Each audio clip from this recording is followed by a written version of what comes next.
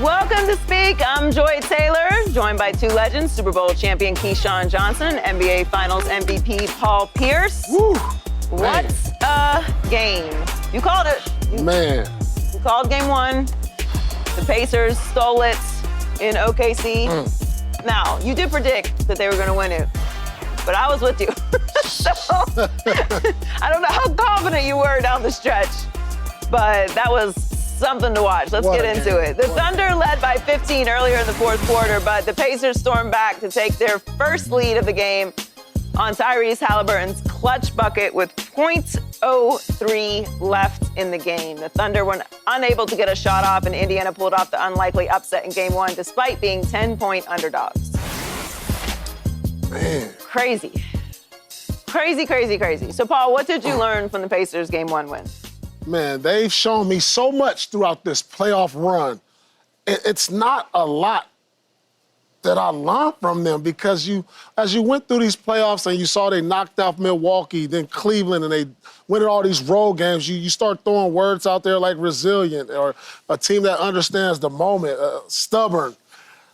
But the one thing that really stood out for me is I was like, this team has tremendous leadership in the locker room, on the coaching staff, because, I've been on teams to where things don't go your way and you just get discouraged and then you start seeing body language change and moping and things of that. I never see that with Indiana.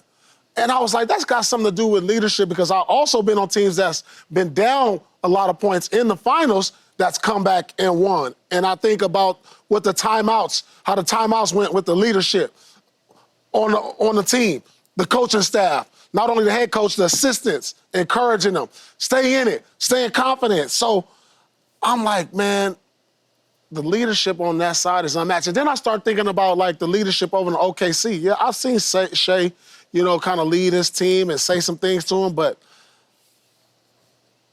when it's coming from when it's coming from Indiana, Tyrese Haliburton, Pascal Siakam, the one thing that stuck with me after the game, when they showed him walking in the hallway, they was like, man, we got the win. Usually you get the win, you excited comeback game winner, yeah. But they was like, man, we didn't even play good. They was like, we didn't even play good. And I was like, man, that's leadership right there. That's leadership right there. So that's really what I took away from it, because all these other things, I knew about them. I knew they were dangerous. I knew they were deep. I knew they could coach. I knew they have a great offense. I knew all those other things, but the leadership just stood out the most for me. Yeah, you look at them and you look at the game, but they've been in this situation all year long for the most part, especially in the postseason. They haven't been the favorites. You think about Cleveland was the favorite. You think about the Knicks were the favorites. Okay, now they come up against OKC, a 60-plus win team, but you can't count Haliburton out. You can't count the Pacers out. It's like they the cardiac kids to a degree. And, they've like I said, they've been doing it all year long.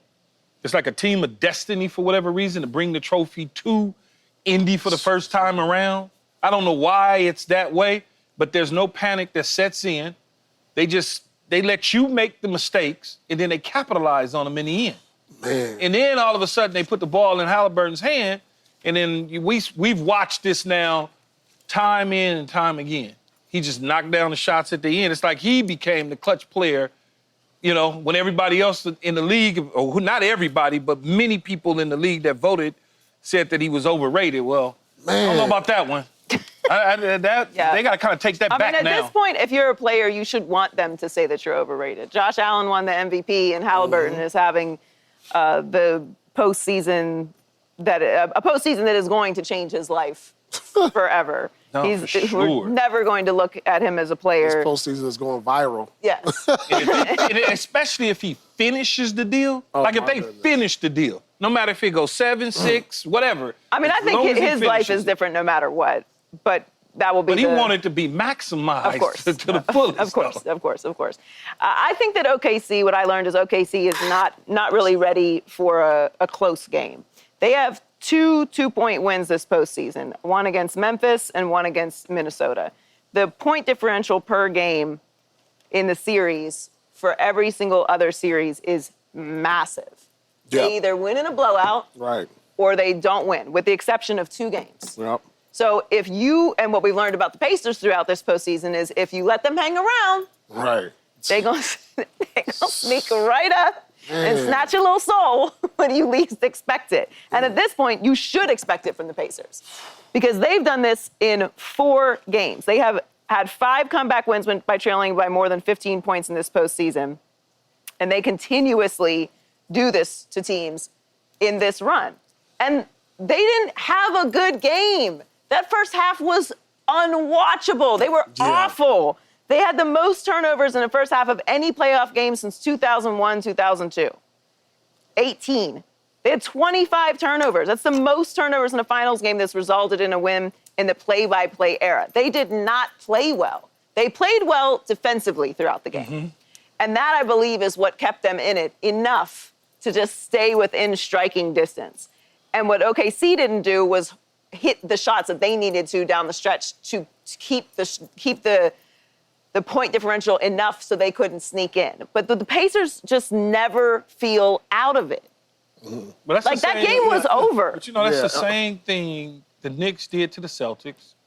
No, I'm not throwing shade, Paul. I mean, that's the same thing that the Pacers did to the Knicks. The same thing. They keep it so close that they almost, to a point, they scare their opponent to panicking and doing dumb things in the end. They never led in that game until that final shot. Yeah. I mean, I'm looking at it statistically at the half. When I said OKC was up 12, right? They forced 19 turnovers. Now, as many games as I played in, and I know, like, if we force 10 turnovers in a half, most likely we're going to be up probably 10 or 12 points. When I said they were down 12, I said Indiana's in good shape. 19 turnovers, you're supposed to be down like 25 points. Yep. But the problem is where OKC went wrong, they didn't convert those turnovers into points. And Indiana defensively, I got to take my hats off to that because usually 20 turnovers, if you have 20 turnovers, most likely you're going to lose the game. And they had that in the first half. That's why I was like, they in good shape. Down 12, y'all cool. Man, and so it makes me wonder, and the reason I talk about the leadership is what was talked about in the locker room. That's all they talked about. We can't turn the ball over, guys. What we doing? We sloppy. We going into the paint. They just taking the ball from us. If we take care of the ball, things good will happen. And they took care of the ball, only 6 turnovers in the second half. They got back in the game. If you look, period by period, they got better. 20 points in the first quarter, 25 in the second. Third quarter, 31 points. Had their best quarter in the last quarter, 35 points. So they took care of the ball, and that's when their offense started rolling. That's why everybody gained their confidence. So, man, another thing I learned before you go, Joe, this team just loves being down, and they love being the underdog. No, they do. They are not front runners at all. Not at all. They're the opposite. They're like, don't believe in us, make us underdogs, make it impossible. But to your point about leadership, Rick Carlisle has coached 2 of the 3 teams with fourth quarter comebacks of 15 or more points in the NBA Finals since 1971. Wow. So he can stand in front of them and say, there ain't nothing to worry about. We just play our game, just stay the course. And when we were watching the game, it was like, they just got to get it under 10 points. Yeah. Like, if they can just get it, if they can get it under 10 points, they're going to be able to keep this close down the stretch. It's just really an incredible game 1 to watch. I played in the game, so it was game 4 versus the Lakers. We was down 20 points in the first half. In the third, and we came back and won that game. And I just remember being in the timeout, Doc, get it to 10, like you said, everybody encouraging. It wasn't no hands down. It wasn't no body. It wasn't none of that. It was just like, we're going to get back in it. Everybody encouraging one another. The timeout. That timeout, I like to call a timeout like a sacred room right there. So when we come over here and we huddle and everybody close, that's that. When we go into that sacred little time, it's because, like, you're on the road. You got all this outside distraction. We're going to come into the sacred room and we're going to get it together. And in them timeouts, we got it together. We encouraging one another. Come on, man, we're going to get back in it. And it just reminded me of that, if everybody's staying together. And the Pacers have done it time and time again. So they secret huddle right there in the Lions' Den.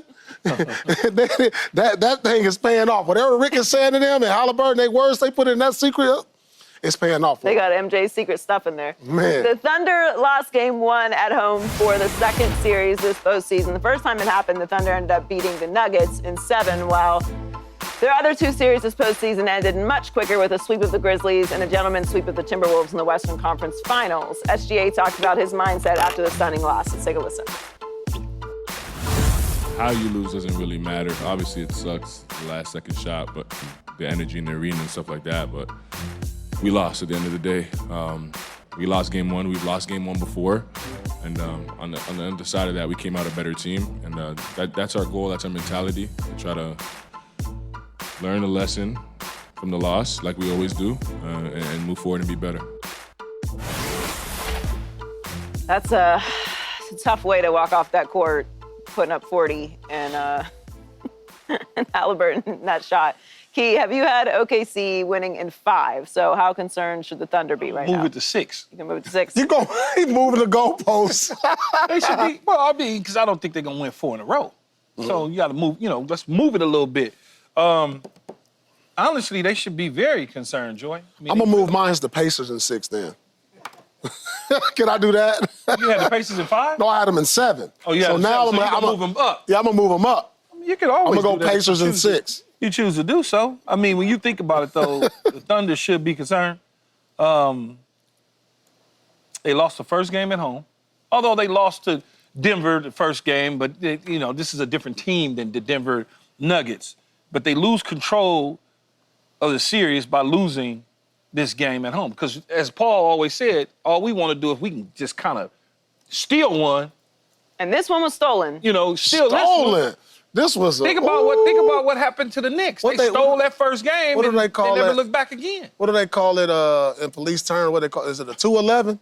The 211, Why you asking me? That was a straight 211. You gonna look at me and ask me? I don't know. That was a straight 211. Joy, what is it, Joy? It's a 211.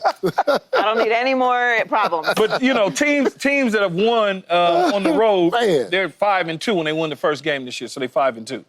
The teams that have won that first game on the road, 5-2, 2-11. 5-2, 2-11. So, they should be concerned though. That's the way I look at it, because they got the one at home. Now, let's say they lose and they go 1-1. They go back to Indy. Mm-hmm. Now they got that cushion that they need. They can, they can somewhat play around. Not that they want to, and then they get those two at home, in the home crowd, and OKC on the road. They 3-1 now. They 1 game from the Larry O'Brien. I think they should be concerned because that was a terrible game by the Pacers. Like, they did not play well. 25 turnovers is atrocious. And even down the stretch, they were taking some weird shots. They were settling for threes. They just managed to play their game and stay close enough to slide in and steal it. Even on the last play, I was like, oh, my God, are they going to not give the ball to Haliburton? Like, it needs to be in his hands immediately. So I think they should be concerned because the Pacers playing wire to wire a good game, this is going to be a really competitive series. Yeah, but if I could scare you by playing close and forcing you to make late game mistakes, and that's what they did. They played it so close that, as I like to say, they was the OKC Thunder was so scared they couldn't shoot a BB out. That's how tight they were. But that's kind of what their game is. Like, they just blow you out. They just dominate teams. They do that during the regular season. They've been doing that in the postseason. When they get into these close game situations, they haven't had to deal with that much this postseason. That's really when... So, in other words, they're not tested the way they need to be. Well, I mean, if you're blowing everybody out, then you're not really going to get those tests, which you would think is a good thing because you're that dominant of a team. But now you're in the finals, so you're up against the best of the best. You're going up against another team who's also been through the gauntlet and who actually likes to play like this. Yeah, what's weird for me? I was just like, and I knew going into this, I'm super concerned. By the way, I'm super concerned for OKC. And they should be too. Because when you look at these numbers, and I say, oh, they shot 39% from the field, and the Pacers shot 47%. Well, OKC is supposed to be the dominant defensive team. They're not supposed to shoot 47% from the field. They made 18 threes, 46% Pacers did. Well, Oklahoma has been defending the three all year long. And the only thing that the Pacers did wrong was have 25 turnovers, 24 from my stat sheet. Think about it. If they cut down their turnovers to like what they usually been averaging around 13, the Pacers might have blew them out. You know what I'm saying? So I'm concerned for OKC. Where are they going to manufacture offense from outside Shai Gilgeous? Jalen Williams is supposed to be that guy. He didn't show up. He's been up and down, especially in the second round. The third round, when they played Minnesota, he was a little more consistent. So moving forward. Chet didn't have a big night. But this is the thing, too. They went away from a lineup they played all year long. Hartenstein and Chet. They started both of them. They didn't start them. For what genius reason did he feel like you went 82 games and all through the playoffs to wait to the finals to change your starting lineup? You waited all year through 82 games, 3 rounds of basketball, get to the finals, say, let me come up with this genius idea. Let me bring Hartenstein off the bench. And it cost you. Well, I think that the next game will be a very different performance because I don't expect the Pacers to be historically bad in the first half. And wire could look a lot. Can't be any worse. Coming up, it's official. Aaron Rodgers is a Steeler. No way. Thank you, Internet. There we go. I now know the answer to the question. We'll tell you if the 41-year-old is an upgrade for Pittsburgh at quarterback. That's next on Speak. And don't forget, you can check us out every day on the Fox Sports channel on SiriusXM. Grandpa's here. Hank's always helping out. Grandpa style. Now he's treating his prostate cancer with help from Xtandi enzalutamide. Xtandi 40 milligram tablets treats men with prostate cancer that has spread to other parts of the body and responds to a medical or surgical treatment to lower testosterone. Xtandi may cause serious side effects: seizure, a brain condition called PRESS, allergic reactions, heart disease that can lead to death, falls and bone fractures, swallowing problems, or choking that can lead to death. Stop Xtandi and get medical help at once if your face, tongue, lip, or throat start swelling. Tell your doctor at once if you faint, have a seizure, quickly worsening headache, decreased alertness, confusion, vision problems, chest pain or discomfort, or shortness of breath. Xtandi can cause harm to an unborn baby or miscarriage. Use birth control during and 3 months after Xtandi. Common side effects include muscle and joint pain, feeling unusually tired, hot flashes, constipation, less appetite, diarrhea, high blood pressure, bleeding, falls, fractures, and headache. Talk to your doctor and visit Xtandi.com. The check-in on our social life. It's official. Thanks for letting me know, guys. Aaron Rodgers is a Pittsburgh Steeler. The team posted about it on social media last night saying, quote, "We have agreed to terms with Aaron Rodgers on a 1-year contract pending the completion of a physical." So, Key, what was your instant reaction to hearing the shocking news when it was reported yesterday? See, I say y'all should have been listening to me the whole time. You know? Okay. I just know, but... What was that? What was that voice? Foghorn Leghorn? That was like some Western key. Listen to my whole time. We need to get him a piece of hay. No, at the end of the day, I'm just sitting there. I'm like, okay. Country it key. makes country key. Lord have mercy. That's what that was. CMAs, I missed it. Nicely here. But no. That's your whiskey? Oh, God. I knew it's Friday. I knew for a fact that he was going to wind up signing with them right before minicamp. I just knew. Because you can't possibly, no matter how weird, crazy, whatever we think Aaron Rodgers may be, Joy and Paul, you can't possibly leave the Pittsburgh Steelers at the altar. You cannot do that based on your reputation and where you want to go beyond your football career. I'm like, he can't do that. I wasn't concerned, really, that he wasn't going to sign there. But do you have an issue with him not being there for the last couple weeks? Look, as I said before, if he missed the first week of OTAs, I'll extend it a little, give him 24 hours. Mm-hmm. Then, as I started thinking about it, I'm like, it's OTAs. There's a lot of people that be come and go in OTAs. You just see Michael Parsons came and he left. Yeah, Mike has been playing there, though. I understand. The main thing, though, is the mandatory minicamp. Just don't go to Egypt. That's it. You're going to be good. You're going to be good. Just don't go to Egypt. Don't all of a sudden disappear in a mandatory situation. Mandatory situation is different than voluntary, as you know, right? I mean, if they tell you, hey, it's voluntary, you're like, okay, cool, I don't really need to be there right now anyway. I got some other things to do. Yeah, I mean, it is of my opinion. And that's okay. That if you are not affiliated with an organization, you are not ingratiated in the system, you have no familiarity with your teammates, That's true. the training staff, the rehab staff, the city, the front office, anyone, the streets of Pittsburgh, that maybe a couple extra weeks might help. 8 days. He can get 8 days of learning how to drive around the freeways in Pittsburgh. Okay, well, nothing matters if you win. No, that's very true. Right. And if it turns into a disaster, we'll be the first to talk I'm about not sure they're going to win in Pittsburgh. I don't know about that, though. Russell Wilson and Justin Fields, the Steelers quarterbacks from last season, are now starters for both New York teams. So, Key, is Rodgers really an upgrade at quarterback for the Steelers? I think he is. I really honestly think he is. And I would have liked to have seen Justin Fields really get a fair, true opportunity to lead this team. Not 6 games, but a real opportunity. And I just think that Aaron Rodgers gives them something from a veteran standpoint and Mike Tomlin a certain comfort level that if he had to put the keys in Aaron Rodgers' hands in a game situation, that Aaron Rodgers would deliver. Now, we'll get early indications of what he is at the quarterback spot, no question about it, because we have no Achilles issues. We have no injury issues that we know of. So the whole playing it conservative out the gate, I don't think we're going to see that in the Pittsburgh Steelers. We're going to be able to see them kind of get things going.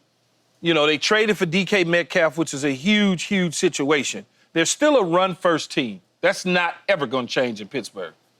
And they're a defensive-minded team. But when I need that big shot, I know he could possibly hit that big shot to DK Metcalf, where I wasn't sure about Fields and I wasn't sure about Russell Wilson. I'm a little more sure about Aaron Rodgers in this situation. I'm not, like he and Joy, I'm not necessarily sure that this is an upgrade, because think about this. This is probably going to be, would you think this would be Rodgers last year playing in the NFL? Yes. Most likely. Most likely. I mean, I don't know. Will you think he'll chase another team? He's just going to keep bouncing around? No. What does it look like in the end? Like, it's all going to depend on what it looks like. If it's a disaster, yes. But if they are one game and they're in the AFC Championship game, something like that, then he probably bring him back the next year. Depends on what it looks like. All signs point toward this being his last year, based on what I've seen the last 4 or 5 years from him. Hasn't won a playoff game in I understand. 4 years. Hasn't particularly done well. Hasn't been to the playoffs since 2021. And then when you've already contemplated retirement years ago, it's like you got you start playing that 1 foot in, 1 foot out. Yeah, so then, like, how motivated will he be day in and day out in practice? You know what I'm saying? When you know the end is coming. I'm thinking about my last year. I think he's going to be real motivated. I think he's going to be real motivated because he has to prove something to Joy. Man. But it's tough when you got 1 foot in and 1 foot out. You retired and you retired and didn't announce it? Yeah. Well, I mean, you got 1 foot, and then you like, man, let them start off like 1-4 or something. Then he's toast at 1-4. But if they start off 4-1, that may, we got to see it play out. But if he starts off 4-1, he threw for 3,900 yards last year. Threw for 3,900 yards. And got better at the end of the season. I know Joy hates when I say that. No. He did. He went from 62.5% completion percentage to 64%. He increased his passing yards per game by about 30. Slightly better. So his passer rating was up 87.5 to 98.3. So if he could start off like he finished, I'm telling you, I think it's an upgrade from Russell Wilson and Justin Fields. I think it's the same. I think it's a wash or worse. Russell Wilson has never been the quarterback that Aaron Rodgers has been throughout his career. But Russell Wilson did win a Super Bowl and then go to another one. Fields was 4-2 when he was benched. That's one less win than Aaron Rodgers had all season last year. at 5. When we get a distance to something, we romanticize it. The further away you are from something, the more your brain starts to try to remember it in a safer and happier way. Ah, man, maybe it wasn't that bad with her after all. Nope, it was. It was that bad. It was that bad. Go back, look at the text messages, scroll through the one that's like that long, and then just go back to your day, okay? That's what we're doing with Aaron Rodgers. Aaron Rodgers has essentially been the same guy since his last year in Green Bay. Yep. A statistic here, a moment here, but he's the same guy. Last year, he was bad. He played the entire season poorly. They did not win more. They won 5 games. Yeah, but they fired a coach. Why did they fire the coach? Demoted an offensive coordinator. It's always everyone's fault but his. Excuses it's always everyone's fault but his. No, I'm not making excuses for him. I'm just saying when you I think that the Steelers have a better defense than the Jets had last year. They have a markedly better defense. Yeah. They have a better coach than anything that he has dealt with. That's all I'm saying. In the past couple years. Stability. They have stability. They have good weapons. It's a completely new place with a new system. He's a smart guy. I'm sure he'll figure it out. And those extra 8 days won't matter, and the internet will remind you how silly I was that he wasn't there earlier, okay? I don't think that he is markedly better than what they had going on last year. That's I think fair. that this will be the first year of Mike Tomlin's career where they will not have a winning season. Ooh, damn. And I think the ceiling that they have with him is winning a playoff game. So the high is they win a playoff game. The low is this is a complete and utter disaster. I don't think it will be a disaster. Why do you think that they can only win a playoff game? Because Joe Burrow, because Josh Allen, because, okay, fine. But Joe Burrow in that division, Lamar Jackson, you have Justin Fields, and you have whoever in Cleveland, you have C.J. Stroud. Okay. There are so many young, good teams in the NFL. But the Pittsburgh Steelers are a good football team. They are a good football team. They're a good football team. And they replaced 2 quarterbacks for the same guy.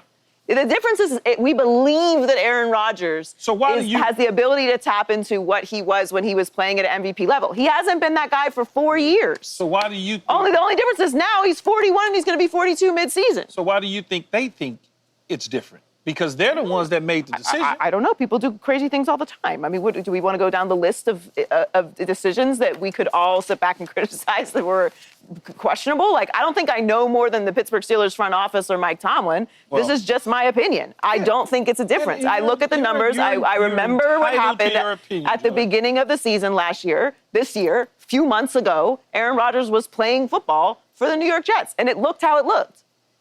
I think they saw something toward the end of the season in their quarterbacks, and they saw something in Aaron Rodgers toward the end of the season, and they said to themselves, he's better than those guys. He's better than them. Because if you think about it, Mr. Rooney said that he wanted to keep one of the two, not both, but one of the two. They both decided to leave.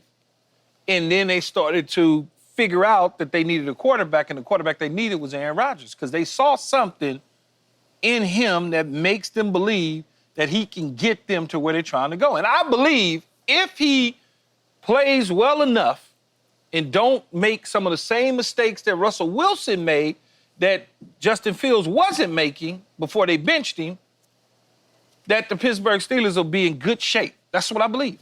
But I could be wrong. But think about this.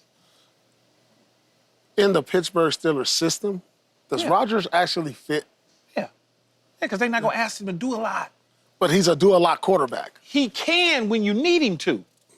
But they gonna run the football and they're going to play defense, Paul. Yeah. Arthur Smith will talk to Aaron Rodgers about the things that he likes, that he wants to do, that he's comfortable with, and they'll try to implement that into the system. But they're going to change their offensive system. No. Not at all. He'll be able to make certain throws and do certain things as long as they're running the football solid and sound and they playing defense. They got, look, man, it ain't never changed in Pittsburgh, okay? Yeah. Bill Cowher, from Bill Cowher on that, well, it's only been Mike Tomlin and Bill, 3 coaches. They ain't never changed. They gonna play defense. They gonna have a quarterback that can dink and dunk and hit some throws here and there, and they gonna run the football. That's what they've always done as an organization. Right. You know, outside of Ben Roethlisberger and Terry Bradshaw, they really never, quarterback-wise, it's been us. They ain't had a franchise quarterback since. That's it. I think it's a Band-Aid for Rodgers to finish his career with some dignity and for the Steelers to postpone a rebuild for a year. You might be right, though. No, maybe You may be wrong. right, but maybe Aaron they'll Rodgers be in the Super Bowl this year. Your picture is in his locker I'm sure. with an arrow and cross out and an arrow point down. He on a mission to prove you wrong, Joy. I'm sure. I'm sure it's all about me. Staying in the AFC, Josh Allen is coming off of his first MVP season, but is still searching for his first Super Bowl appearance. According to his offensive coordinator, Joe Brady, Allen is working hard to take that next step. Let's take a listen. What I love about Josh is his demeanor, his approach, his mindset. I mean, it is as impressive as it gets, and it's infectious around the team. So when he walks in the building, you don't see a guy that you don't feel a guy that just won the MVP last year, and it's like, oh, you know what, like, I'm good. You feel a guy that's hungry and is trying to figure out ways to get better and embracing his new teammates. Key, especially with the Aaron Rodgers news, which AFC quarterback is under the most pressure to win a Super Bowl this season? It's only going to be one? Because I got multiple. According to this question, but if you'd like to change the question, yes. Yeah, I want to add a couple because I think they're all on the I'll allow it. I think they're all on the prove level. Joe Burrow, Josh Allen, Lamar Jackson, and now Aaron Rodgers. Aaron Rodgers is under pressure to win a Super Bowl this year? You know why? Because that's what the Pittsburgh Steelers brought him in for. They didn't bring him in to just hang out. Oh, my God. They're trying to go somewhere. The ink isn't dry on the DocuSign. I get it. And we're already talking about the Super Bowl expectations for the Steelers. I understand We did this with the Jets, Key. We're not about to do this again. They don't sign. You don't bring in Paul. Well, maybe not. You don't bring in Paul Pierce to just hang out. Yeah, the Clippers brought me in to hang out. Yes, that's the Clippers. But I'm saying, though, you don't go get I can't. a guy. It's just too But early. I think it's those guys. I think it's Josh. Can we, I think can it's we start Lamar. this next week? You just asked me. But let's start the Aaron Rodgers Super Bowl stuff next week. We got a couple more minutes of the show. Can you do that for me? They brought him in for respectability. They didn't. They could go get anybody for respectability. No respectability. They needed a quarterback because they had no quarterback, no starting quarterback. They needed a human body. Yeah. And this was the only option. They didn't. You don't When the believe lights this. came on and it was that only option, Key. But that's not. I didn't say they were going to win the Super Bowl. Your question is, We gotta check Keith's who's bank account. He's under on the payroll. pressure He's in to the win a A-Hive. Super Bowl Are you in this the season? A-Hive? Oh, what? You in the A-Hive? The hell is a hey hive? No. No. The Aaron Rodgers hive? No, stop. But your question is, which one? And I said there's four that I can think of that is under that pressure. This feels like the Pittsburgh Steelers getting Aaron Rodgers feels like taking one for the team. Like, that's a take one for the team. That was the only option. They're the wingman. That was the only option. Oh, cold wingman, too. They covered all sizes, shapes, and colors. I think at the end of the day. Okay, but does the fact Okay, so I'll forget Aaron Rodgers. Thank you. Josh Allen is under pressure. Joe Burrow's under pressure. Lamar Jackson. Lamar Jackson is under pressure. Does the fact that Joe Burrow went to a Super Bowl make a difference to you? No, because he's missed the playoffs 2 straight years in a row. He vouched and jumped up and down on the table, screamed and hollered to get the receivers paid. Mm-hmm. They fired the defensive coordinator to bring in a new DC because we all blame the defense and never blamed him as a quarterback. So that puts that pressure on him. Josh Allen has now won the MVP. He's going to be on a bunch of magazines and commercials and all of those sort of things. He's gotten his team to the AFC Championship games. He's won in the playoffs. He's done all of those things. He's yet to get to the Super Bowl. He's one of the highest paid quarterbacks in the league. Then when you switch over to Lamar Jackson, 2-time MVP, loses to the Kansas City Chiefs when they should have been the favorite at home. They wind up losing that game, not getting to the Super Bowl. And then last year, they go home early exit in the playoffs. Those 3 guys got the most pressure to me in the AFC. Paul, what do you think? Yeah, I think if I had to rank out of those guys, I'm going to go with Josh Allen. He'd occur because last year, for me, it was Lamar Jackson because he's coming off the MVP. So when you consider the best and you don't have a Super Bowl, you got to get one. So I just feel like the pressures are always on to the guy who we feel is the best. And right now, currently, I feel like Josh Allen is the best player in football. I mean, he just is. So all the pressure on Buffalo. Yeah, I think it's I can't say that I think Joe Burrow has the most pressure, the same amount of pressure as Josh Allen and Lamar Jackson because he's been to a Super Bowl. I still think he's in that space, probably. But I would agree. I think Lamar, Josh, and Joe have about the same pressure. To me, Joe having gone to one just takes a little bit off of him, and they got to get back to the playoffs before I start talking about them going on a Super Bowl run again.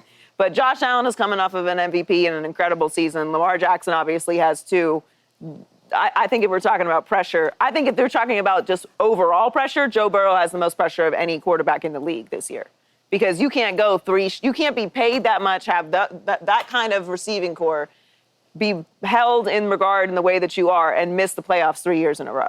No, 3 years in a row would be, oh, God, that would be catastrophic. Yeah. Catastrophic. Yeah. So I'm kind of putting Joe in a kind of different category. I think he has the most pressure of any player in the league this year. More than Dak Prescott? Yeah. I don't think Dallas More than Brock Purdy? Yeah. Brock Purdy's been to a Super Bowl and an NFC Championship game. Yeah, but he just got paid, and then we watched what happened when they. I think the pressure was on Brock last year, but still, Brock is still taking them to the postseason and still putting things together. Joe Burrow they can't miss the playoffs 3 years in a row. 3 years in a row. Yeah, they can't. It doesn't even sound good. Coming up, Tyrese Haliburton made another moment last night in OKC. We'll tell you how impressive his playoff run has been this postseason. That's next on Speak.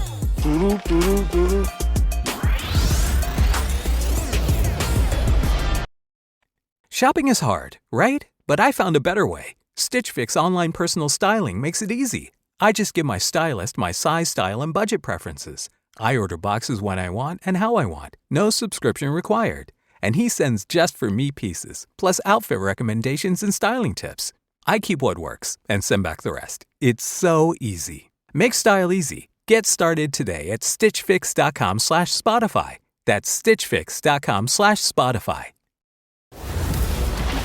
Our social media producer and Truth Lounge security guard, Darnell, is from Indianapolis. Nobody reps Naptown harder than D-Nell, and he was in Indy watching the Pacers win Game 1 at a local bar. Incredible scene for Pacers fans who have, they've got to be getting used to Haliburton's heroics at this point. We should have had Darnell mic'd up for this. It was great. Amazing, he said. Amazing. Those are like the best moments, though, being in the city in a local sports bar when something like that happens. Like that's what makes the postseason so fun. Last night's game winner was Haliburton's fourth go-ahead or game-tying field goal in the final 5 seconds of the fourth quarter or overtime this postseason. That's the most ever in one playoffs. His teammate Miles Turner talked about what makes Haliburton so good in those moments. Let's take a listen. Ultimate confidence in himself, and that is so. Some players will say they have it, but there's other players that show it, and he's gonna let you know about it too. That's one of the things I respect about him. He's just he's a baller, man. He's a hooper. He's just really just a gamer. When it comes to them moments, like he wants the ball. He wants to be the one to hit that shot. He doesn't shy away from the moment, and very important this time of the year. Have a go-to guy, and just seems to keep finding a way. We keep getting the ball in the right positions, and just the rest is history. So, Paul, how would you describe Haliburton's playoff run so far? Man, it's Cinderella-ish, like a Cinderella story. Like, Cinderella-ish. Yeah, that's what I meant to say, Cinderella-ish. Yeah, that's what I was saying. Okay, yeah. It really is. I mean, because it's like today. It's like you. Mo, this is your fault. No, it really is because Cinderella-ish. Yeah, but it really is. And I'm trying to think of a team or a player that had this type of run throughout NBA history. I've never seen it from and the guy, I mean, listen, this is what was Indiana, like a 4 seed, 5 seed? I mean, they were 3, 4, 5. They were a lower seed. Yeah, they were a lower seed. So, like, for them to make this improbable run, I'm like, the closest thing I can think of is like a like a Linsanity type of playoff run. You know what I'm saying? Remember the Linsanity? But this is a playoff edition of it. And it's just like, you're wondering, when is it going to end? And then he makes it to the final, and he does it again. And I'm just like, man, is this a team of destiny? I mean, it has to be. It has to be. And this goes along the lines where I keep saying you have to be lucky. And I'm like, how many times is Indiana going to get lucky? Maybe he's not lucky. Like, you need... I don't think it's lucky anymore. Yeah, maybe he's built like that. I'm just, come on now, 25 turnovers, you're not supposed to win. No, I understand But that. think about it. Think about all the luck throughout this whole run. Yeah. Like, you got to be good and lucky. They feel spooky.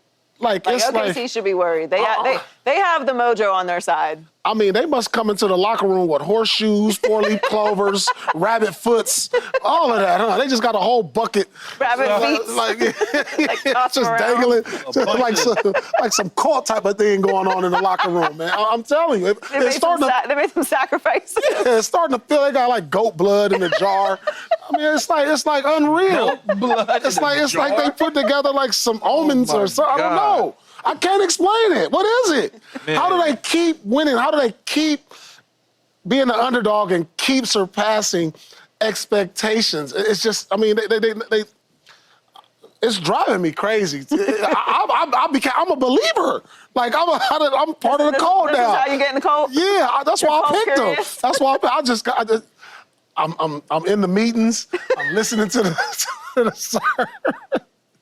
I'm part of it now. That's why I picked them. I picked them to win the series in 6. I went from 7 to 6 now. I mean, they completely brainwashed me.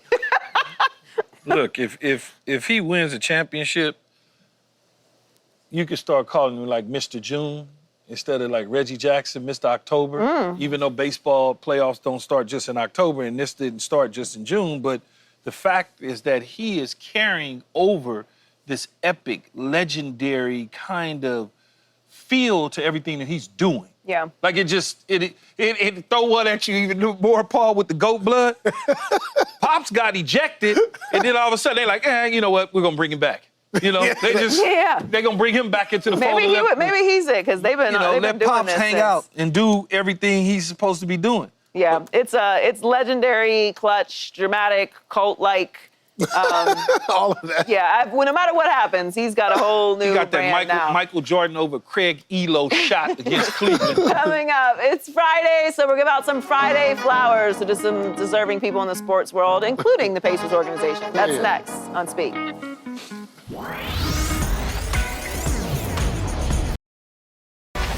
It's Friday, so that means I get to give out some Friday flowers. Let's start with the big winners last night, the Pacers organization. They took their staff on the road with them. Team owners chartered 2 flights for full-time staff members so they could attend the first 2 games of the finals in Oklahoma City.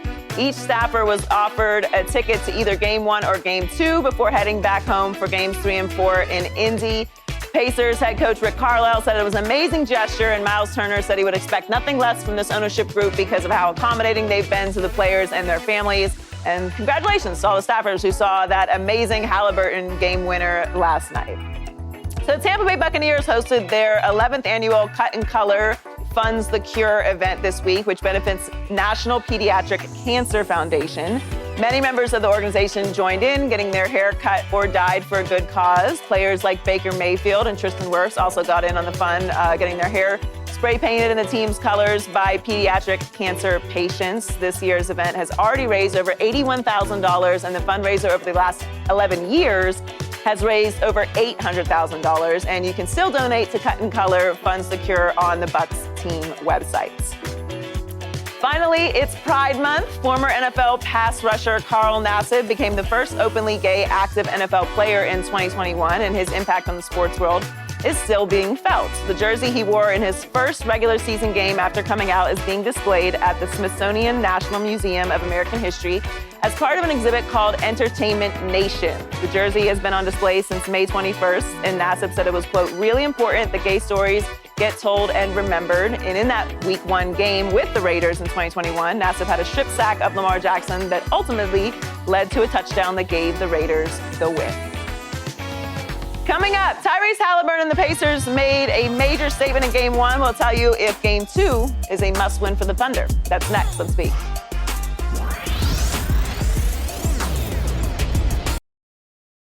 Everybody in this room, I can get in the sprint all in the 40. I'm gonna just try it out. 5 seconds. You think you're running a 5-second 40? 5:65. Come on, be so damn goofy. I signed with the Panthers. Shut up, Paul. You signed with the Panthers. That's the only team that one of them. I knew you was gonna say something. I knew your ass was gonna say something like that. You're not going to go to a Pacers bar in Rome. I have, however, been to a Steelers bar in Rome, Italy. Like, the Steelers were the only, yes, I have. Paul was the ultimate clutch player. When you look back at his career, he's one of the best to ever do it. Ooh, that gave me chills right there. Ooh, I'm ready to go hoop. I'm coming out of retirement.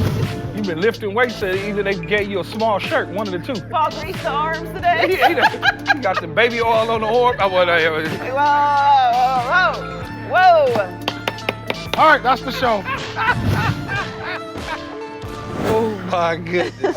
Baby oil. Okay. Oh, no, never again. Pacers stole Game 1 in OKC, which puts pressure on the Thunder to win Game 2 on Sunday. OKC only lost back-to-back games twice during the regular season and is favored to win Game 2 by 11 points. They were favored by 10 in Game 1. So, Paul, will the Thunder even the series up at 1 game apiece on Sunday? No, the Pacers will win Game 2. Also, they won't turn the ball over 25 times. OKC got to find somebody else who can put the ball in the hole, but I'm going with Pacers in Game 2. Yeah, I had OKC in 5. I'm going to stretch it to 6, and they win this one. I am going to go with the Thunder in Game 2. I do think it is a more competitive game wire to wire. I agree with you. I don't think that the Pacers are going to play anywhere near as sloppy as they did in Game 1, even though they did go out there and steal it. What an amazing way to start the NBA Finals. Don't. What's that? Where's Country Key at? Where's Country Key Team at? of Destiny. That voice. Outside. Hey, there he is. Look at y'all. I reckon. Django Key.